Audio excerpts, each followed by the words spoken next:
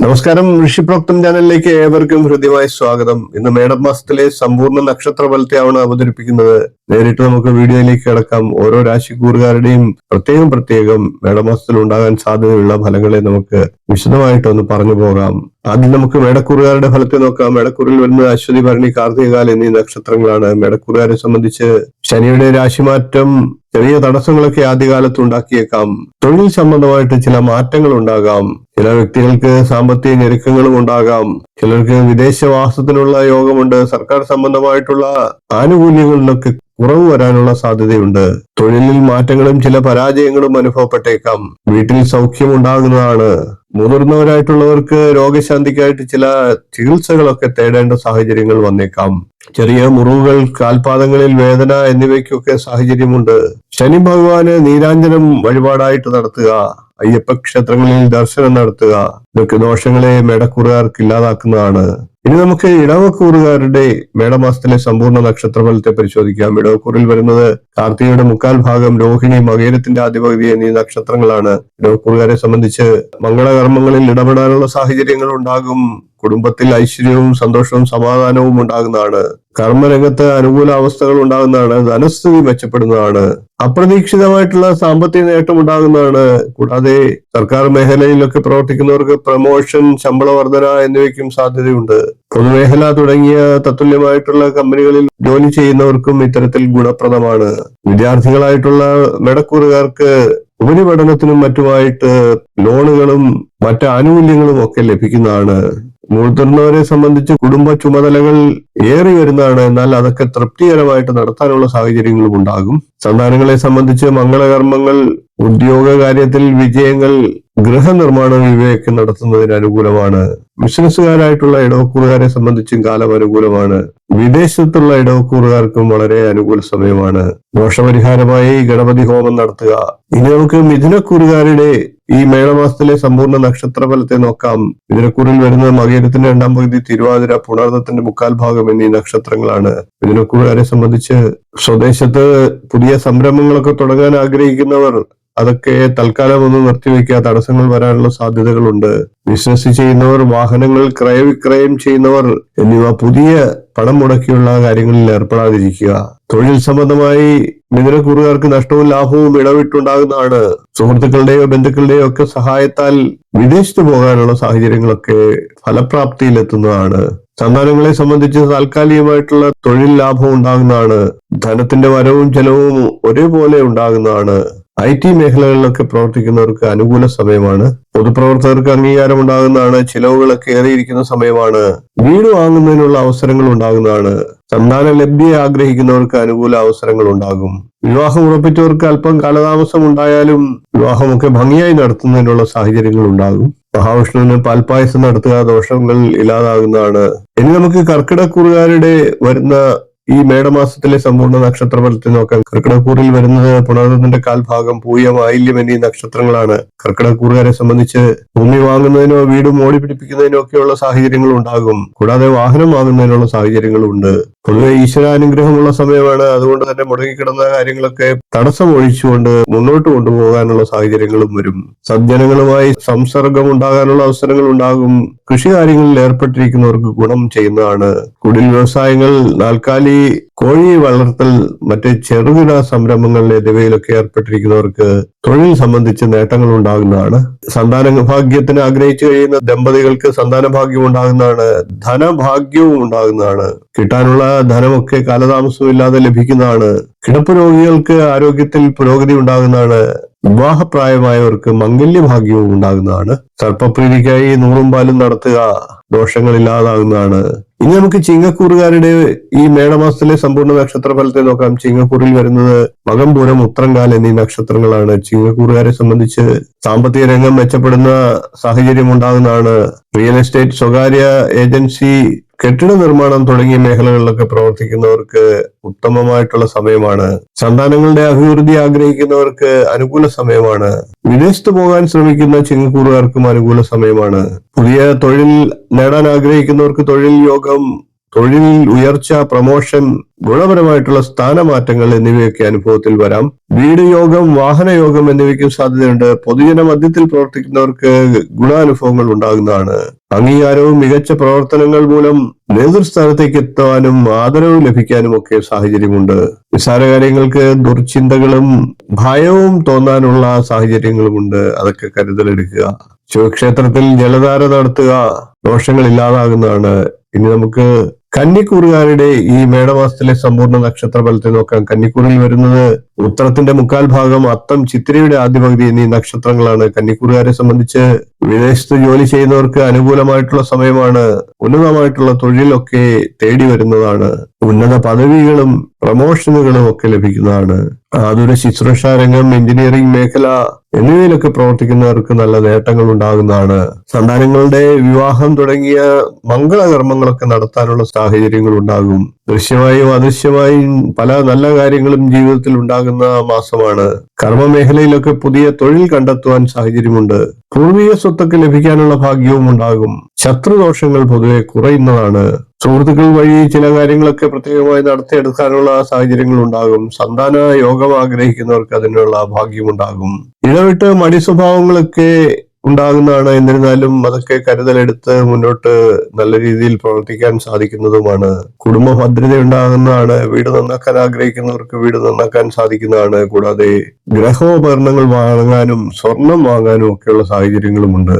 ഭഗവാൻ ശ്രീമുരുകന് പഞ്ചാമൃതം കൊണ്ട് അഭിഷേകം നടത്തുന്നത് ദോഷങ്ങളെ ഇല്ലാതാക്കി ഗുണഫലങ്ങൾ വർദ്ധിപ്പിക്കുന്നതാണ്. ഇനി നമുക്ക് തുലാക്കൂറുകാരുടെ ഈ മേടമാസത്തിലെ സമ്പൂർണ്ണ നക്ഷത്ര ഫലത്തെ നോക്കാം. തുലാക്കൂറിൽ വരുന്നത് ചിത്തിരയുടെ രണ്ടാം പകുതി, ചോതി, വിശാഖത്തിന്റെ മുക്കാൽ ഭാഗം എന്നീ നക്ഷത്രങ്ങളാണ്. തുലാക്കൂറുകാരെ സംബന്ധിച്ച് വിദ്യാർത്ഥികൾക്ക് പഠനപുഷ്ടി ഉണ്ടാകുന്നതാണ്. വിദേശ തൊഴിൽ നേടാൻ ആഗ്രഹിക്കുന്നവർക്ക് അനുകൂല സമയമാണ്. പൊതുവെ തുലാക്കൂറുകാർക്ക് കാലം അനുകൂലമായിക്കൊണ്ടിരിക്കുകയാണ്. ദാമ്പത്യ ബന്ധത്തിൽ നല്ല ഊഷ്മളത ഉണ്ടാകുന്ന സമയമാണ്. പുതിയ സംരംഭങ്ങളൊക്കെ തുടങ്ങി അതൊക്കെ വിജയിപ്പിക്കാനുള്ള സാഹചര്യങ്ങൾ ഉണ്ടാകും.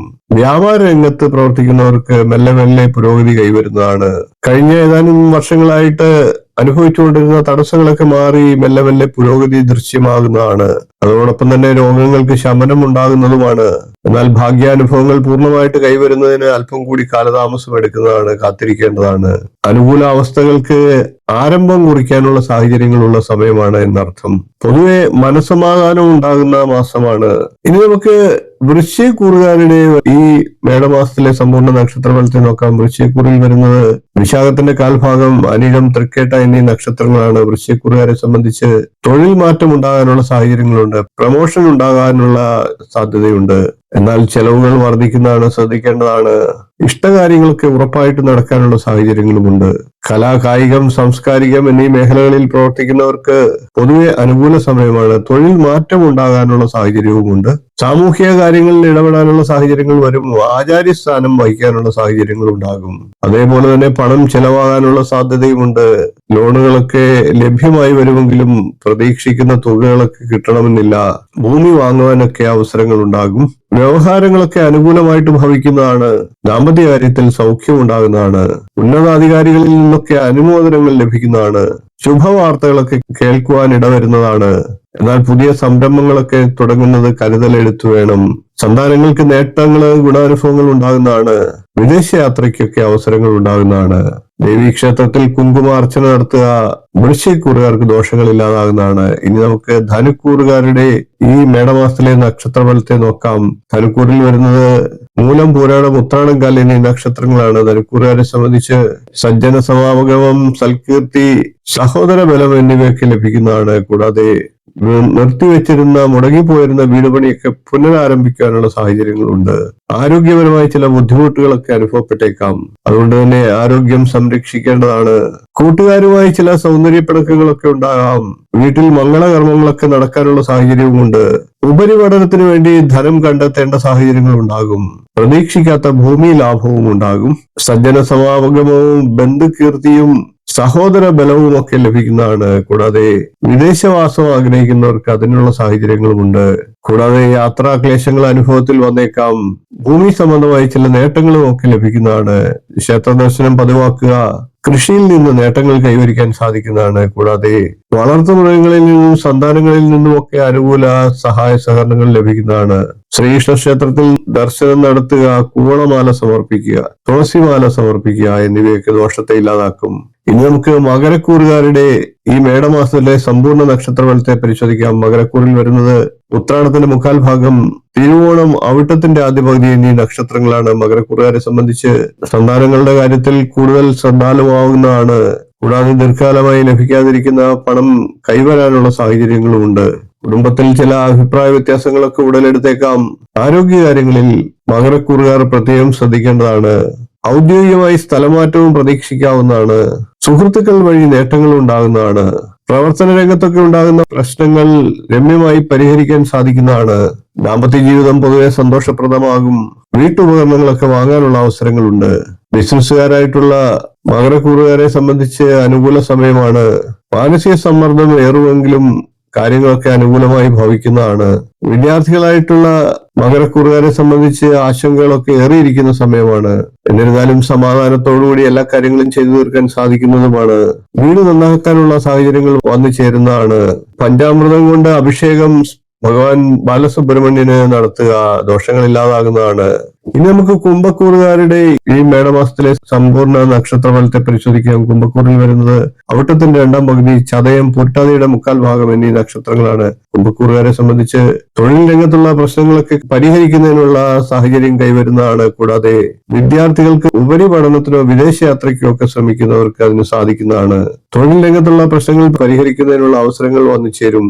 സന്താന യോഗം ഉണ്ടാകുന്നതാണ്. കുടുംബത്തിൽ സൗഖ്യം ഉണ്ടാകുന്നതാണ്. വിവാഹയോഗമുള്ളവർക്ക് മുടങ്ങിക്കിടന്ന വിവാഹാലോചനകളൊക്കെ തിരികെ വരുന്നതാണ്. കുടുംബാവസ്ഥയിൽ നിന്ന് മാറ്റങ്ങൾ ഉണ്ടാകുന്ന സാഹചര്യം ഉണ്ടാകും.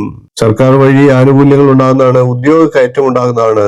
പൊതുവെ ആരോഗ്യ സേവന രംഗത്തുള്ളവർക്കും അനുകൂല സമയമാണ്.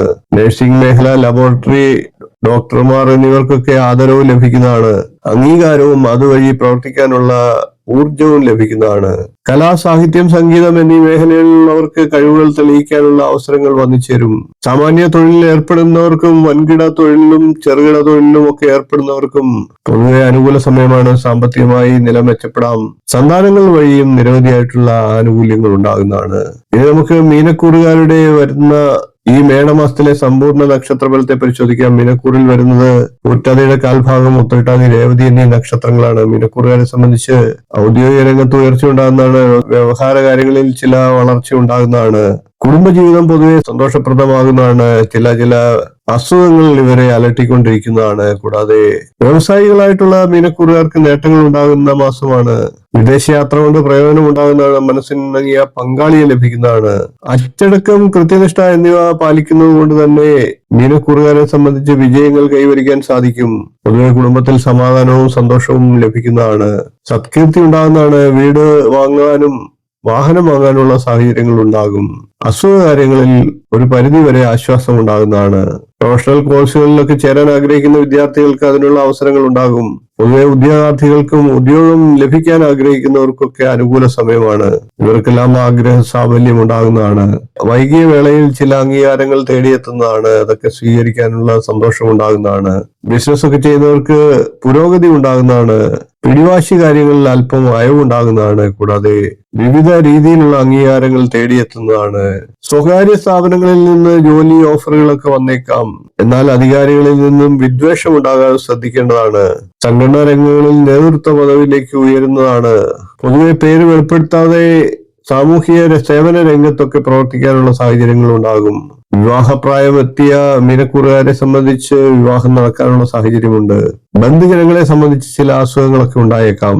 കലാ, സാഹിത്യം, എഴുത്തുകുത്തുകൾ എന്നിവ വഴിയൊക്കെ നേട്ടങ്ങളും പ്രതീക്ഷിക്കാവുന്നതാണ്. കൂടാതെ കൃഷി കാര്യങ്ങൾ ചെയ്യുന്നവർക്ക് ആദായം വർദ്ധിക്കുന്നതാണ്.